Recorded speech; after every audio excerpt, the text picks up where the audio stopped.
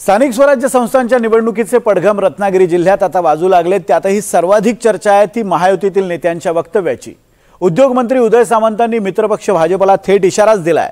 महायुतीत सन्मानजनक जागा वाटप हा सुद्धा कळीचा मुद्दा आहे। त्यामुळे रत्नागिरी जिल्हा परिषदेत निवडणुकीत महायुती होणार की शिवसेना आणि भाजप आमने सामने उभे राहणार हे जाणून घेण्यासाठी आपण पाहूयात हा रिपोर्ट।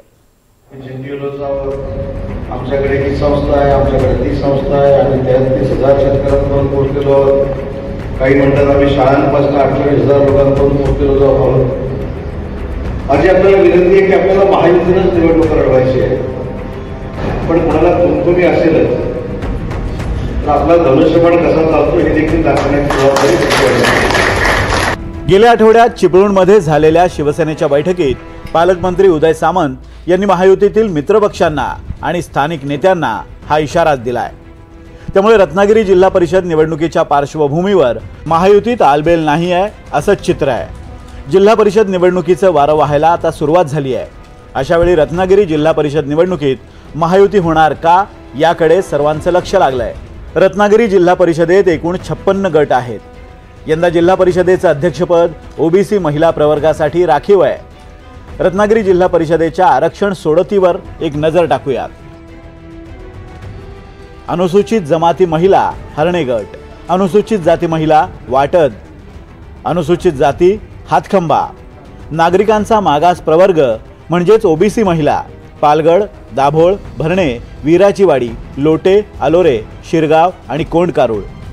तर नागरिकांचा मागास प्रवर्ग म्हणजेच ओबीसी यासाठी नाचणे, कर्ला, सुकिवली, भडगाव, शृंगारतळी, पडवे आणि जुवाटी हे गट राखीव आहेत। सर्वसाधारण महिला प्रवर्गासाठी धामणदिवी, कळवंडे, पेढे, खिरडी, सावर्डे, वहाळ, वेळणेश्वर, झाडगाव, खेडशी, कसबा संगमेश्वर, मुचरी, साडवली, आजगे, भांबेड, साटवली, तळवडे, साखरी नाटे आणि कातळी हे गट राखीव आहेत। याशिवाय सर्वसाधारण प्रवर्गासाठी भिंगलोळी, बाणकोट, केळशी, जालगाव, कोळबांद्रे, दयाळ, उमरोली, कोकरे, असगोली, खालगाव, कोतवडे, गोळप, पावस, धामापूर तर्फे संगमेश्वर, कडवई, कोसुंब, दाभोळे, गवाणे, वडधसोळ आणि धोपेश्वर हे गट राखीव आहेत। गेल्या जिल्हा परिषद निवडणुकीत 55 पैकी 39 जागा जिंकत शिवसेनेनं एकहाती सत्ता मिळवली होती।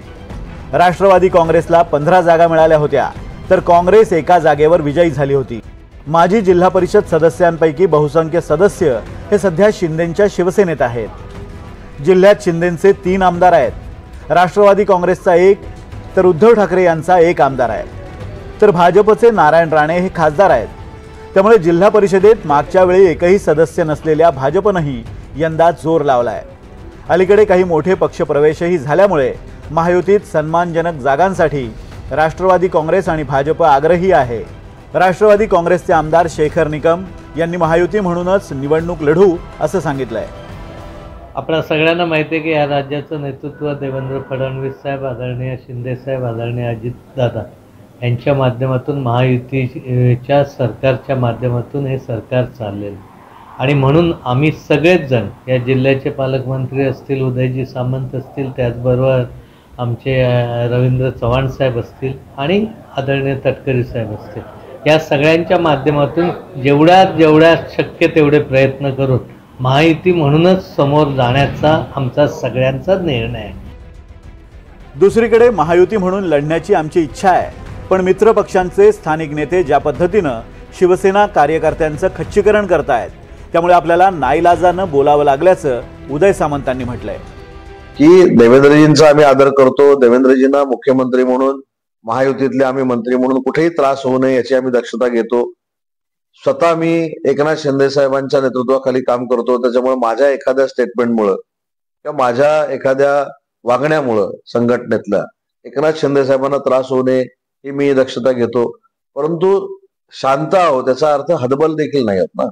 त्याच्यामुळे मला नाईलाजानं सांगावं लागलं की कोणाला अशी खरोखरच जर रत्नागिरी जिल्ह्यामध्ये कुमकुमी असेल तर आम्ही धनुष्यबाण चालून दाखवतो, तो आम्ही चालून दाखवला। जिल्ह्यात आमची ही ताकद वाढली आहे, आम्हालाही जागा वाटपात योग्य तो सन्मान मिळायला हवा अशी भूमिका भाजपनं घेतली आहे।